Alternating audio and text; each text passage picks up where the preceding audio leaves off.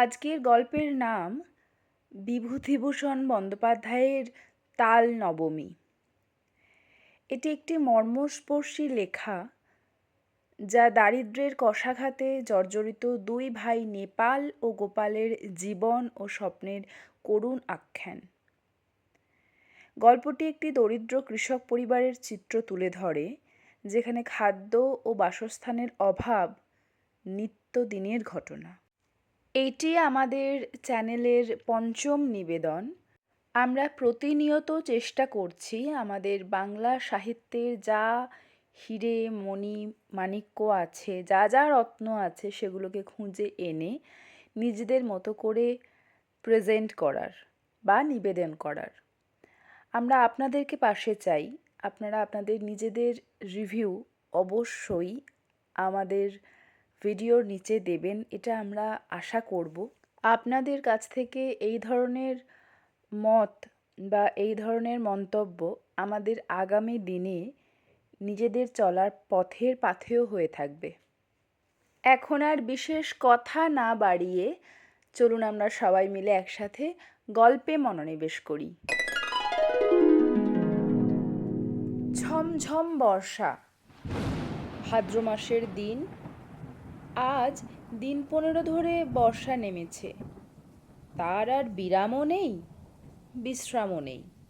ক্ষুদিরাম ভট্টাচার্যের বাড়িতে আজ 2 দিন হাঁড়ি চড়েনি। ক্ষুদিরাম সামান্য আয়ের গৃহস্থ। জমিজমার সামান্য কিছু আয় এবং 2-4 ঘর শিষ্য যজমানের বাড়ি ঘুরে ঘুরে কায়ক্লেশে সংসার চলে।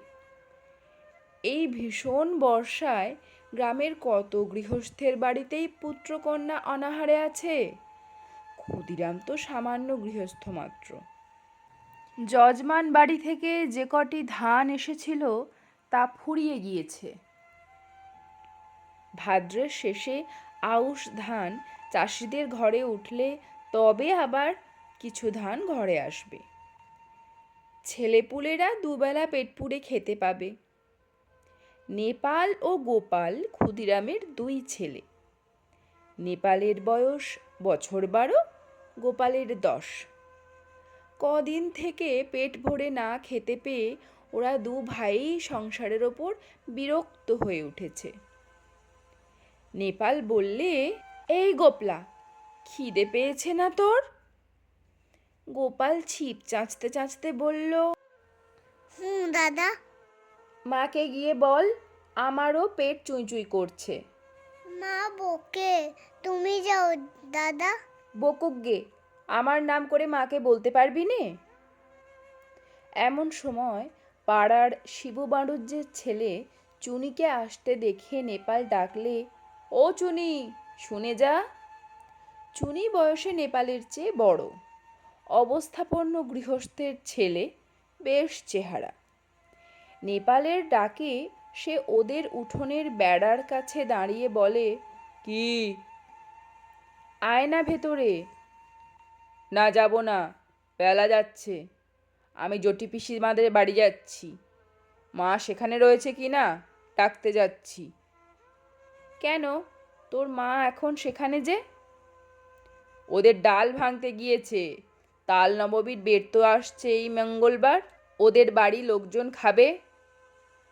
সত্যি? তা জানিস না বুঝি? আমাদের বাড়ির সবাইকে নেমন্তন্ন করবে, গাঁয়েও বলবে। আমাদেরকেও করবে? সবাইকে যখন নেমন্তন্ন করবে, তোদের কি আর বাদ দেবে? চুনি চলে গেলে নেপাল ছোট ভাইকে বললে, আজ কি বার রে? তা তুই কি জানিস? আজ শুক্রবার বোধ হয়, মঙ্গলবারে নেমন্তন্ন। গোপাল বললে, কি মজা না দাদা? চুপ করে থাক, তোর বুদ্ধি শুদ্ধি নেই। তাল নবমীর বেরতোয় তালের বড়া করে, তুই জানিস?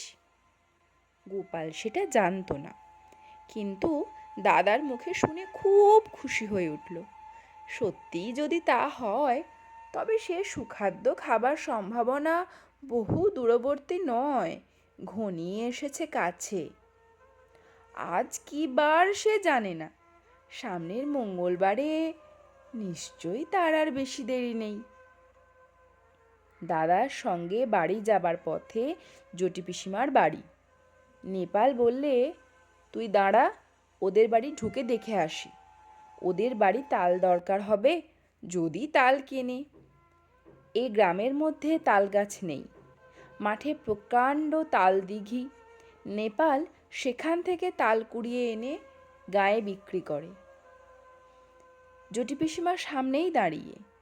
তিনি গ্রামের নটবর মুখুজ্জের স্ত্রী, ভালো নাম হরিমতি। গ্রাম শুদ্ধ ছেলে মেয়ে তাকে ডাকে জটি পিসিমা। পিসিমা বললেন, কি রে, তাল নেবে পিসিমা? হ্যাঁ, নেব বই কি, আমাদের তো দরকার হবে মঙ্গলবার। ঠিক এই সময় দাদার পিছু পিছু গোপালও এসে দাঁড়িয়েছে। জটি পিসিমা বললেন, পেছনে কে রে? গোপাল।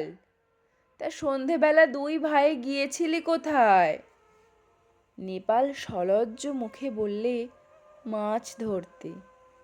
পেলি? ওই দুটো পুঁটি আর একটা ছোট বেলে। তাহলে যাই পিসিমা? আচ্ছা, এসো গে বাবা, সন্ধে হয়ে গেল। অন্ধকারে চলাফেরা করা ভালো নয় বর্ষাকালে। জটি পিসিমা তাল সম্বন্ধে আর কোনো আগ্রহ দেখালেন না, বা তাল নবমীর ব্রত উপলক্ষে তাদের নিমন্ত্রণ করার উল্লেখও করলেন না।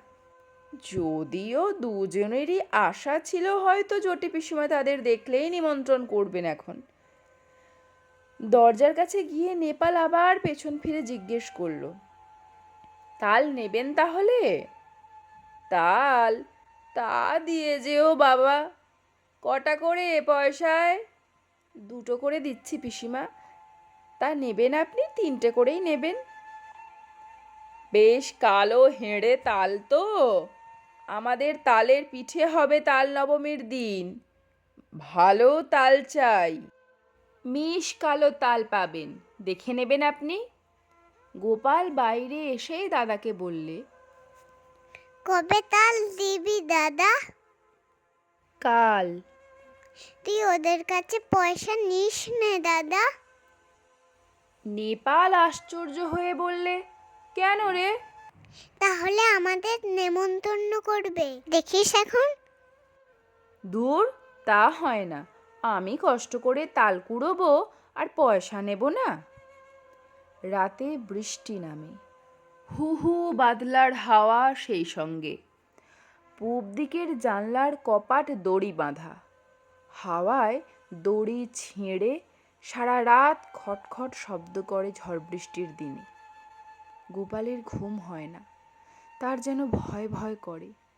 সে শুয়ে শুয়ে ভাবছে, দাদা যদি তাল বিক্রি করে তবে ওরা আর নেমন্তন্ন করবে না।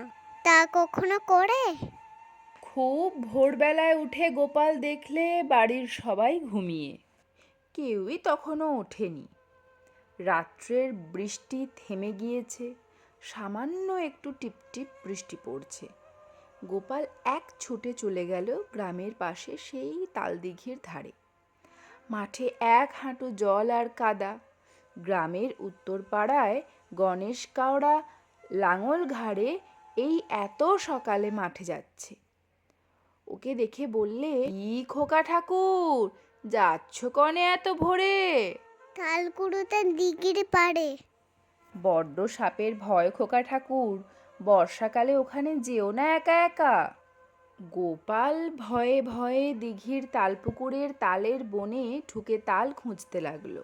বড় আর কালো কুচকুচে একটা মাত্র তাল প্রায় জলের ধারে পড়ে। সেটা কুড়িয়ে নিয়ে ফিরে আসবার পথে আরও গোটা তিনেক ছোট ছোট তাল পাওয়া গেল। ছেলে মানুষ, এত তাল বয়ে আনার সাধ্য নেই। দুটি মাত্র তাল নিয়ে সোজা একেবারে জটি পিসিমার বাড়ি হাজির। জটি পিসিমা সবে মাত্র সদর দোর খুলে দোরগোড়ায় জলের ধারা দিচ্ছেন। ওকে এত সকালে দেখে অবাক হয়ে বললেন, কি রে খোকা? গোপাল একগাল হেসে বললে, তোমার জন্য তাল এনেছি পিসিমা।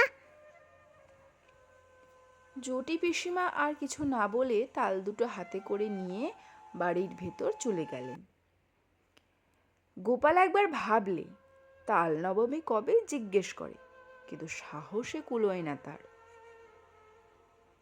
সারাদিন গোপালের মন খেলাধুলোর ফাঁকে কেবলই অন্যমনস্ক হয়ে পড়ে। ঘন বর্ষার দুপুরে মুখ উঁচু করে দেখে নারকোল গাছের মাথা থেকে পাতা বেয়ে জল ঝরে পড়ছে। বাঁশঝাড় নুইয়ে নুইয়ে পড়ছে বাদলার হাওয়ায়। বকুলতলার ডোবায় কটকটে ব্যাঙের দল থেকে থেকে ডাকছে। গোপাল জিজ্ঞেস করলে, ব্যাঙগুলা আজকাল তেমন ডাকে না কেন মা? গোপালের মা বলেন, নতুন জলে ডাকে, এখন পুরনো জলে তত আমোদ নেই ওদের।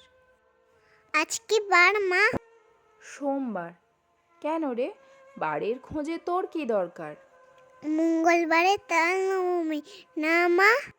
তা হবে হয়তো, কি জানি বাপু, নিজের হাঁড়িতে চাল জোটে না, তাল নবমীর খোঁজে কি দরকার আমার।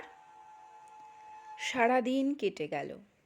নেপাল বিকেলের দিকে জিজ্ঞেস করলে, জটি পিসিমার বাড়িতে তাল দিয়েছিলে আজ সকালে? কোথায় পেলি তুই? আমি তাল দিতে গেলে পিসি বললেন, গোপাল তাল দিয়ে গেছে, পয়সা নেয়নি। কেন দিতে গেলি তুই? একটা পয়সা হলে দুজনে মুড়ি কিনে খেতাম। ওরা নেমন্তন্ন করবে দেখিস দাদা, কাল তো তাল নবমী। সে এমনিই নেমন্তন্ন করবে, পয়সা নিলেও করবে। তুই একটা বোকা। আচ্ছা দাদা, কাল তো মঙ্গলবার না? হুম। রাত্রে উত্তেজনায় গোপালের ঘুম হয় না। বাড়ির পাশের বড় বকুল গাছটায় জোনাকির ঝাঁক জ্বলছে। জানলা দিয়ে সেদিকে চেয়ে চেয়ে সে ভাবে কাল সকালটা হলে হয়, কতক্ষণে যে রাত পোহাবে। জটি পিসিমা আদর করে ওকে বললেন খাওয়ানোর সময়, খোকা, কাঁকুরের ডালনা আর নিবি? মুগের ডাল বেশি করে মেখে নে। জটি পিসিমার বড় মেয়ে লাবণ্যদি একখানা থালায় গরম গরম তিল পিটুলি ভাজা এনে ওর সামনে ধরে হেসে হেসে বললে, খোকা, কখানা নিবি তিল পিটুলি? বলেই লাবণ্যদি থালাখানা উপুড় করে তার পাতে ঢেলে দিলে। তারপর জটি পিসিমা আনলেন পায়েস আর তালের বড়া। হেসে বললেন, খোকা, যাই তাল কুড়িয়ে দিয়েছিলি তাই পায়েস হলো। খা খা, আজ যে তাল নবমী রে। কত কি চমৎকার ধরনের রান্না তরকারির গন্ধ বাতাসে, খেজুর গুড়ের পায়েসের সুগন্ধ বাতাসে। গোপালের মন খুশি ও আনন্দে ভরে উঠল। সে বসে বসে খাচ্ছে, কেবলই খাচ্ছে। সবারই খাওয়া শেষ, ও তবুও খেয়েই যাচ্ছে। লাবণ্যদি হেসে হেসে বলছে, আর নিবি তিলপিটুলি? ও গোপাল!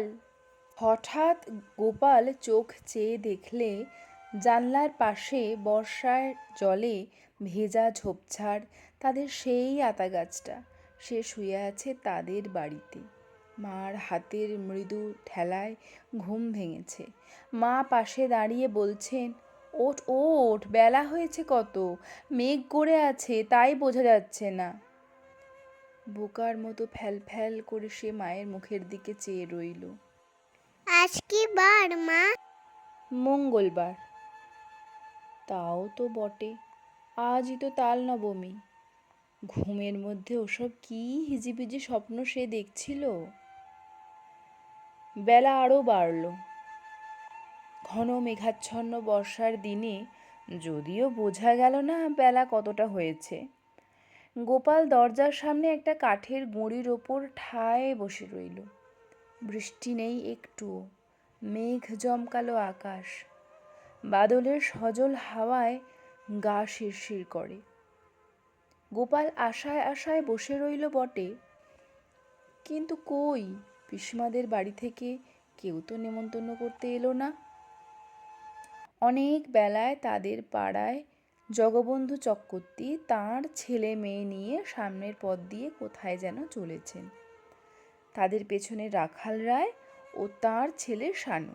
তার পেছনে কালীবর বাড়জ্যের বড় ছেলে পাঁচু আর ওপাড়ার হরেন। গোপাল ভাবলে, এরা যায় কোথায়? এ দলটি চলে যাবার কিছু পরে বুড়ো নবীন ভট্টাচ ও তার ছোট ভাই দিনু সঙ্গে একপাল ছেলে মেয়ে নিয়ে চলেছে। দিনু ভট্টাচার্যের ছেলে কুড়োরাম ওকে দেখে বললে, এখানে বসে কেন রে, যাবি নে? গোপাল বললে, কোথায় যাচ্ছিস তোরা? জটি পিসিমাদের বাড়ি তাল নবমীর নেমন্তন্ন খেতে। করেনি তোদের? ওরা বেছে বেছে বলেছে কি না, সবাইকে তো বলেনি। গোপাল হঠাৎ রাগে অভিমানে যেন দিশেহারা হয়ে গেল। রেগে দাঁড়িয়ে উঠে বলল, কেন করবে না আমাদের নেমন্তন্ন? আমরা এর পরে যাব। রাগ করবার মতো কী কথা সে বলেছে বুঝতে না পেরে কুড়োরাম অবাক হয়ে বললে, বা রে, তা তো রাগ করিস কেন, কি হয়েছে? ওরা চলে যাবার সঙ্গে সঙ্গে গোপালের চোখে জল এসে পড়ল। বোধহয় সংসারের অবিচার দেখেই। পথ চেয়ে সে বসে আছে কদিন থেকে, কিন্তু তার কেবল পথ চাওয়াই সার হলো। তার সজল ঝাপসা দৃষ্টির সামনে পাড়ার হারু, হিতেন, দেবেন, গুটকে তাদের বাপ কাকাদের সঙ্গে একে একে তার বাড়ির সামনে দিয়ে জটি পিসিমাদের বাড়ির দিকে চলে গেল।